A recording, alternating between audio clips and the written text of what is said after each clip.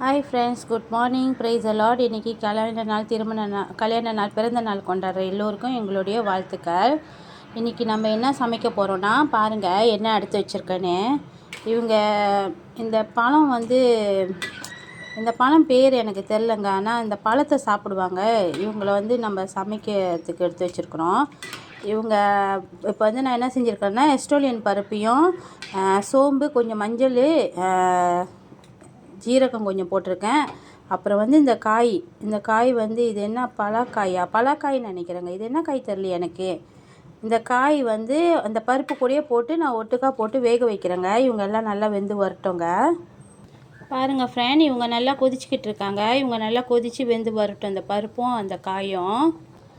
இங்கே என்ன செஞ்சுருக்கேன்னா தனியாக பருப்பு வேக வச்சு வச்சுருக்கேன் ஃப்ரெண்ட். தனியாக பருப்பு பாருங்கள் பாதி வெந்துட்டாங்க. இப்போ இவங்களை நல்லா சுத்தமாக அலசிட்டு மறுபடியும் வேக வைக்கலாம்.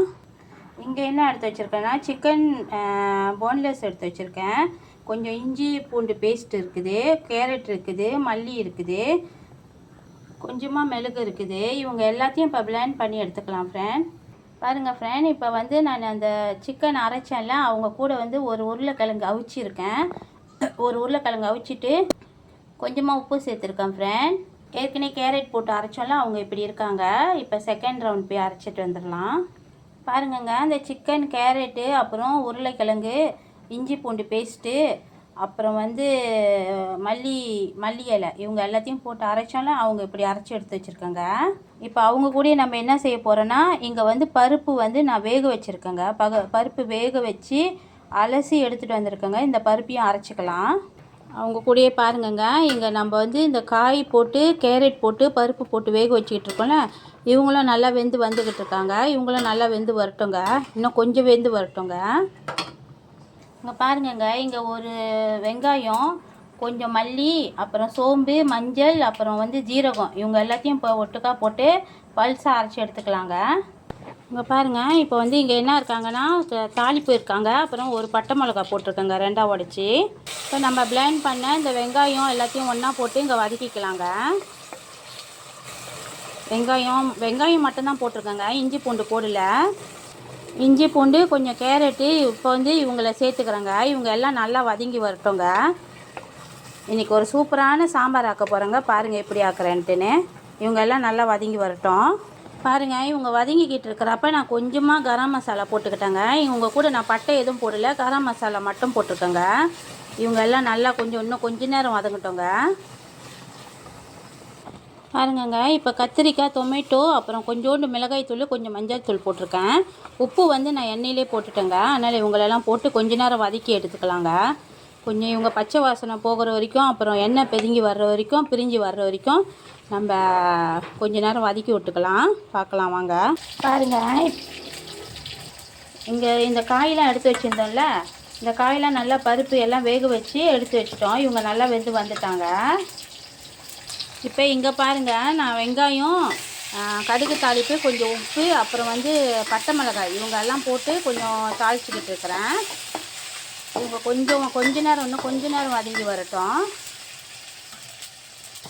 இங்கே நம்ம பருப்பு வேக வச்சுருந்தோம்ல, அந்த பருப்பு கூட கத்திரிக்காய், தக்காளிக்காய் எல்லாத்தையும் போட்டு இப்போ கொஞ்சம் தண்ணி ஊற்றி கொஞ்சம் நல்லா குழம்பா வேக வச்சுக்கலாம். பாருங்கள், நான் கொஞ்சமாக அந்த எண்ணெயிலே கொஞ்சமாக மிளகாய் தூள் போட்டிருக்கேன். இந்த எண்ணெயிலே கொஞ்சோண்டு மிளகாய் தூள் போட்டிருக்கேன். இவங்களும் நல்லா வதங்கி வரட்டும். பாருங்கங்க, இப்போ அந்த எண்ணெய் நல்லா வதங்கி வந்தோன்னா நான் எடுத்து வச்சு இந்த பருப்பை இவங்க கூட ஆட் பண்ணிட்டேன். இப்போ இவங்க எல்லாம் கொதிச்சு வரட்டுங்க. இவங்கள இந்த பழக்காயை போட்டு நான் இவங்கள ஒரு சாம்பார் செஞ்சுருக்கேன். இவங்க இருக்கட்டும். இங்கே கத்திரிக்காய், பருப்பு, அப்புறம் தக்காளி பழம், இவங்களெல்லாம் போட்டு ஒரு சாம்பார் செய்கிறேன்ல. இப்போ இவங்க கூட இப்போ பாருங்கள், இப்போ கொதிச்சு வந்துக்கிட்டு இருக்காங்க. இந்த டைமில் நம்ம என்ன செய்வோன்னா பாருங்கங்க, இந்த சிக்கன் நம்ம அரைச்சி வச்சுருக்கோம்ல, இவங்கள கொஞ்சம் கொஞ்சமாக இந்த கரண்டியில் எடுத்து நம்ம இந்த பருப்பு கூட சேர்த்துடலாம். இவங்க பருப்பு கொதிச்சிக்கிட்டு இருக்காங்களா, இவங்க கூட கொஞ்சம் கொஞ்சமாக இந்தமாரி ஒரு இடமா போட்டுருங்க. இந்தமாரி போட்டிங்கன்னா அவங்க அங்கங்கே கெட்டியாக பிஸ்பால் மாரி இருப்பாங்க. போட்டுட்டு பார்க்கலாங்க. பாருங்கள், இவங்க சைவமாக ஆக்குனாங்க. இவங்க நல்லா கொதித்து வந்துட்டாங்கங்க. உப்பு எல்லாம் சரியாக இருக்காங்க. கொஞ்சமாக மல்லி இலை போட்டு நான் அடுப்பை அடைச்சிருவேங்க. இவங்க வேலை முடிஞ்சிருச்சுங்க. இங்கே வந்து நான் அசைவமாக செஞ்சுக்கிட்டு இருக்கேங்க. இப்போ இந்த சிக்கனை நம்ம வந்து நாக்கெட் மாரி அரைச்சிருந்தோம்ல, அவங்கள இந்த கறி கூட சேர்த்துட்டோமா. இப்போ வந்து நான் மல்லி இலை போட்டேன். இவங்களை கிளறக்கூடாதுங்க. இப்படியே நம்ம மூடி வச்சிடலாம். அவங்க வெந்து வரட்டும். ஆனால் அடுப்பை அடைக்காதீங்க. சிக்கன் வேகிற வரைக்கும் வெயிட் பண்ணலாம். பாருங்கங்க, கத்திரிக்காய் சிக்கனு எல்லாம் போட்டு ஒரு சாம்பார் ஆக்கியிருக்கேங்க. பாருங்கள், சிக்கன் வந்து நீங்கள் வந்து முழுமையாக போட்டால் அவ்வளோ டேஸ்ட்டாக இல்லைங்க இந்த கறிக்கு. நான் இந்தமாரி பிளெண்ட் பண்ணி போட்ட வச்சு கொஞ்சம் டேஸ்ட்டாக இருக்காங்க. இப்போ வந்து இவங்க கூட வந்து நம்ம கொஞ்சமாக பால் சேர்த்துக்கலாங்க. இன்றைக்கி நான் கோத்தாப்பால் தான் வாங்கியிருக்கேங்க. கோத்தாப்பால் சேர்த்துக்கலாம்.